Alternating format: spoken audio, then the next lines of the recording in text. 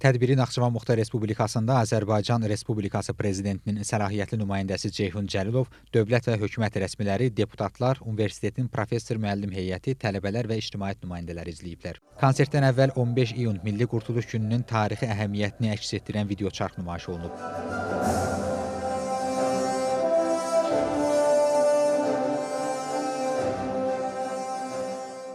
Daha sonra Naxçıvan Dövlət Universitetinin rektoru, tarix üzrə fəlsəfə doktoru Elbrus İsayev çıxış edərək Azərbaycanın müstəqilliyinin ilk illərində ölkədə baş verən ictimai-siyasi proseslərə, həmin dövrün dövlətçilik baxımından xarakterik xüsusiyyətlərinə və 15 iyun hadisələrinin tarixi kontekstindən nəzər salıb. Çıxışda 1990-cı illərin əvvəllərində mövcud olan siyasi və ictimai şərait, dövlət institutlarının formalaşması prosesi, habelə ölkənin sonrakı inkişaf mərhələlərinə təsir göstərən əsas amillər barədə tarixi maarifləndirici məlumat verilib. Milli Qurtuluş Gününün Azərbaycan dövlətçilik tarixindəki yeri və bu tarixlə bağlı formalaşmış elmi tarixi yanaşmalar diqqətə çatdırılıb. Konsert proqramında tanınmış bəstəkarlar Cahangir Cahangirov, Ramiz Mirişli, Polad Bülbüloğlu və Richard Strauss'un əsərləri və orkestrin repertuarında yer alan bir sıra sevilən musiqilər səsləndirilib.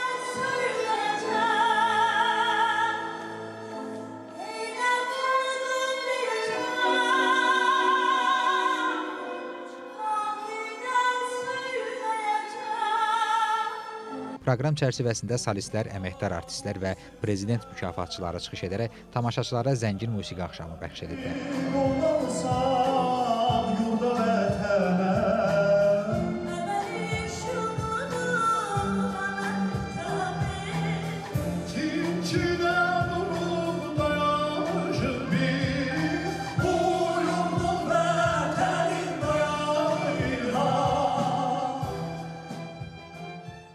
Konsertin bədii rəhbəri Azərbaycan Respublikasının əməkdar artisti Dosent Mübariz Əsgərov, dirijorları isə Naxçıvan Dövlət Universitetinin müəllimi, xalq artisti professor Çingiz Axundov və Naxçıvan Dövlət Universitetinin müəllimi, əməkdar artist Səməd Əsgərov olub.